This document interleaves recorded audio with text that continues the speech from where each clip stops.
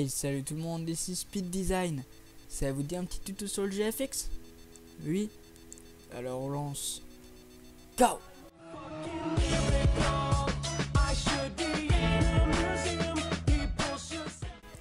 Donc comme vous avez pu le voir, on va parler des logiciels.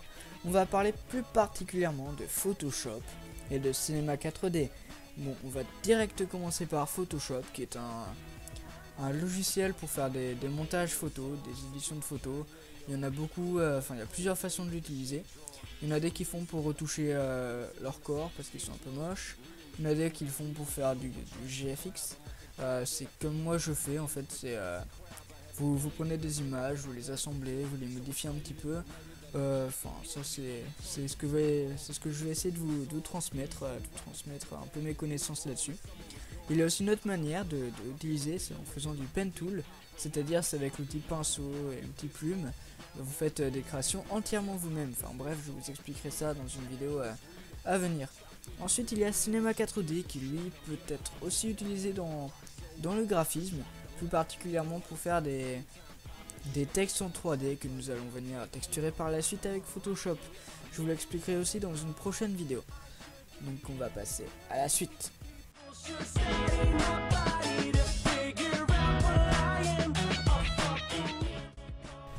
Je vais donc vous parler des bases de Photoshop. Par base, j'entends quoi? J'entends tout d'abord savoir créer un nouveau fichier. Donc vous cliquez sur fichier, en haut à gauche, sur nouveau. Une fenêtre apparaîtra, vous mettez le nom de votre fichier, pour moi ce sera test pour vidéo. Alors, en paramètres prédéfinis, vous mettez personnalisé. En largeur, vous choisissez, pour moi ce sera 800 sur 800, ça c'est pour faire un avatar de base. Ensuite vous cliquez sur OK. Voilà, votre document apparaît. Vous pensez direct à déverrouiller le fond d'écran, vous faites un double clic dessus. Voilà.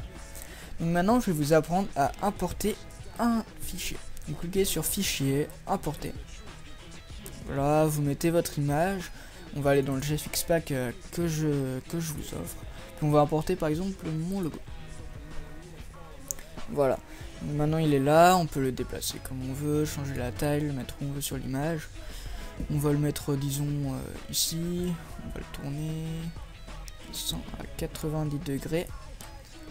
On va le mettre dans l'angle, comme ça rend bien. Et on clique sur le petit V de validation. Voilà, maintenant vous savez comment importer une image. Maintenant je vais vous apprendre un truc, c'est texturer une image. Bon, ça peut marcher aussi pour les textes. Il y a plusieurs manières de le faire. Enfin, il y a deux manières. Donc vous allez dans fichier, importer, dans texture, dans le GFX Pack, il y a un dossier texture avec plein de textures. Donc là on va choisir une texture qui paraît pas mal. On va mettre qu'est-ce qu'on va mettre? On va mettre un truc tout simple. On va mettre ça. C'est un espèce de bois. Ouais, je sais pas trop ce que c'est. Donc en fait vous le mettez au-dessus de votre image. Vous pouvez le modifier sa taille, mais il faut que ça remplisse entièrement l'image. Donc moi je vais le mettre comme ça. Voilà. Alors la première manière, c'est vous cliquez au-dessus de votre calque. Il est marqué normal. Il y a plusieurs options d'incrustation. Normal, fondu, obscurcir et tout. Et vous changez le mode en éclaircir. Ou en superposition. Ou encore en incrustation. Enfin, ça c'est les trois meilleurs modes pour incruster une image. Enfin, incruster une texture sur une image. Mais c'est pas la meilleure technique, ça c'est une technique, c'est la plus connue, mais pas la meilleure. Donc maintenant je vais vous expliquer la deuxième technique, on va remettre ça en normal. C'est tout simplement de créer un masque d'écrêtage en appuyant sur CTRL, Alt et G. Voilà, votre image est texturée parfaitement par la texture. En fait, le masque d'écrêtage, ça fait que votre texture va prendre automatiquement la forme de votre objet, de votre image située en dessous. Ça peut marcher aussi pour un texte. Je vais vous montrer ça. Marquer speed pixel. Là, on va monter un peu la taille. changer la couleur pour que ça se voit mieux. On va mettre en noir, juste pour que vous voyez mieux. Ah mince. On va mettre en noir. Voilà. Donc maintenant, on va réimporter notre nouvelle texture. On va changer, on va mettre quoi? On va mettre ce truc là, cette espèce d'arc-en-ciel. Voilà. Alors vous avez juste à le mettre comme ça, vous réduisez la taille, vous l'agrandissez, c'est comme vous voulez. Voilà. On met au-dessus du texte. Toujours penser à mettre le calque qu'on va incruster au-dessus du texte. Et on va appuyer sur CTRL, Alt, G en même temps. Et voilà, c'est incrusté. Ensuite on peut le modifier en appuyant sur CTRL T. Comme ça vous pouvez le bouger, il est toujours en incrustation. Voilà, vous pouvez le bouger, vous mettez comme vous voulez. Voilà, ça c'est pour texturer un texte. Après il y a vraiment plein de manières de le faire. Par exemple votre texte. Ça c'est pour un texte particulièrement. Voilà, vous avez votre texte, vous ouvrez les options de fusion en faisant un double clic sur votre texte. Et vous avez toutes ces options qui s'affichent. Il y a biseautage et estampage. En fait ça c'est découvert, c'est un effet 3D. C'est pour... je sais pas si vous voyez très bien. Sinon je vais zoomer juste un petit peu. Voilà, comme ça vous verrez mieux je pense. Vous double-cliquez dessus, ça ouvre les options de fusion. Alors, biseautage et estampage, c'est pour faire un petit effet 3D. Contour, c'est un contour. Bon, on va mettre en blanc comme c'est sur du noir. Non, fond il est blanc, ça ne dira pas. On va mettre rouge. Allez, rose, ça fait bien flashy. Donc, vous choisissez l'opacité. Enfin, c'est plus ça se voit, moins ça se voit. Et la taille. C'est tout simple le contour. Vous pouvez passer à du contour tout simple ou à l'effet un peu stylé, un peu autocollant. Ensuite il y a l'ombre interne. Là ça va pas vraiment se voir puisque c'est sur du noir, sauf si je mets en blanc, mais ça va pas rendre hyper bien. Voilà. Mais ça se verra pas. En fait c'est une ombre à l'intérieur de votre texte qui fait croire que votre texte est enfoncé. Je vais aller dans l'incrustation de couleur, je vais mettre mon texte en rouge. Et comme ça, on pourra la voir. Je vais mettre en noir. Voilà, c'est une ombre comme ça. On a l'impression que votre texte est... Enfin, qu'il y a un trou dans l'image et qu'il y a la forme de votre texte. Ensuite, il y a la lueur externe. C'est tout simplement une espèce de lumière qui ressort de votre texte. On va mettre ça. Voilà, c'est une sorte de contour, mais qui va vers l'intérieur en fait. Ça fait un style lumière, un peu de néon. Ensuite il y a le satin. Enfin ça c'est une espèce d'ombre, c'est bizarre, enfin très rarement utilisé. Il y a l'incrustation en dégradé, mais ça faut pas mettre l'incrustation couleur. Ça met une couleur mais en dégradé. C'est votre éditeur de dégradé, vous choisissez votre couleur.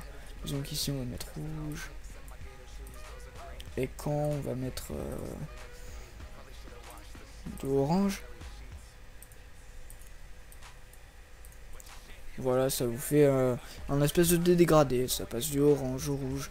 Ensuite vous pouvez choisir comment ça, donc dans quel angle ça va aller.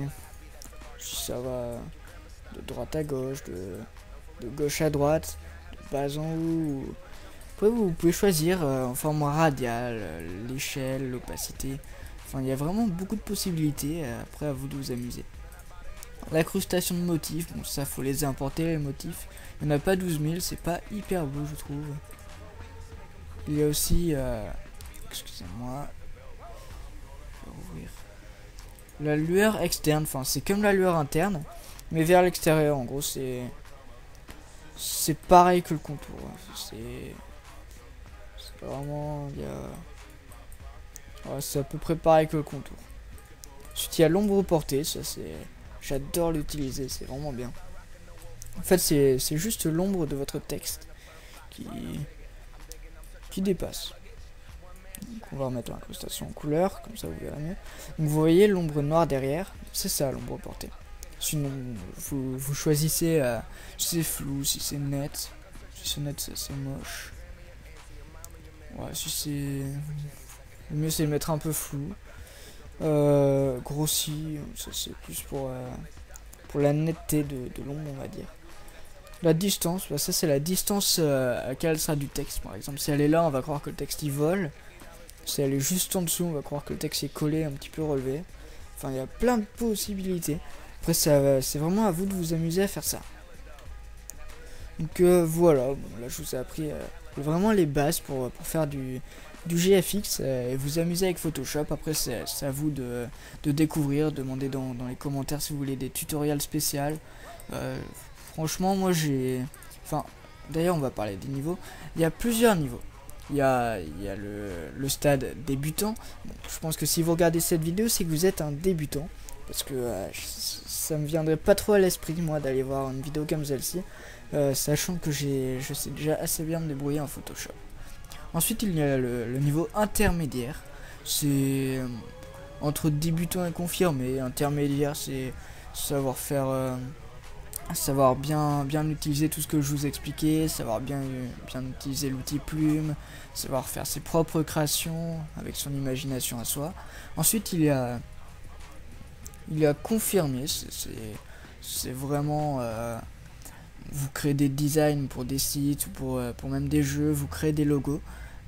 Ensuite il y a professionnel, bon ça c'est vraiment, vous créez des jeux vidéo avec Photoshop, enfin ça c'est des designs de jeux vidéo. Bon ça c'est vraiment les professionnels. Donc, moi je me placerai plus en niveau intermédiaire, fin d'intermédiaire, entre intermédiaire et confirmé.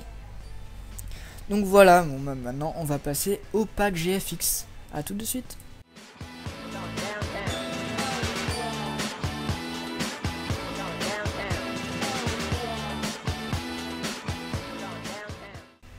Donc voici un petit avant-goût du GFX Pack que vous pouvez trouver dans la description.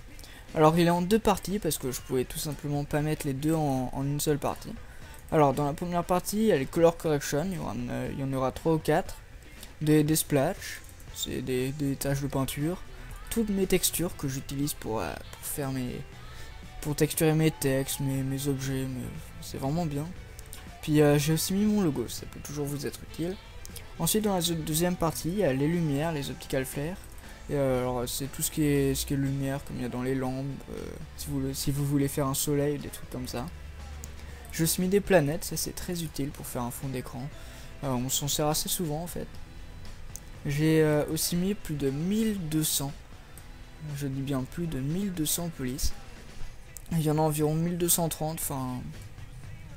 J'ai fait vite fait un calcul en comptant ce qu'il y avait sur les lignes là, et ce qu'il y avait sur la ligne des abscisses, et voilà. Puis il y a plus de 1200 polices, alors je sais pas si elles vont toutes y être, parce que c'est vraiment un dossier assez lourd, avec vraiment beaucoup de fichiers. J'espère qu'elles y seront toutes, mais je vous garantis rien. Parce que Mediafire met que 300 fichiers, alors je sais pas si ça le compte comme un seul fichier ou pas. Donc on verra bien, mais en tout cas vous aurez pas mal de police. Donc voilà, bon bah moi je voulais vous dire un grand merci d'avoir écouté ce tuto. N'hésitez pas à partager cette vidéo à vos amis, à vous abonner pour d'autres tutos si vous avez aimé, à télécharger le GFX Pack et surtout à mettre un commentaire sur ce que vous voulez, sur ce que vous avez pensé du tuto, sur plein de choses. Si vous avez des questions, n'hésitez pas à mettre un j'aime. Voilà, bon, merci les gens, tchuss.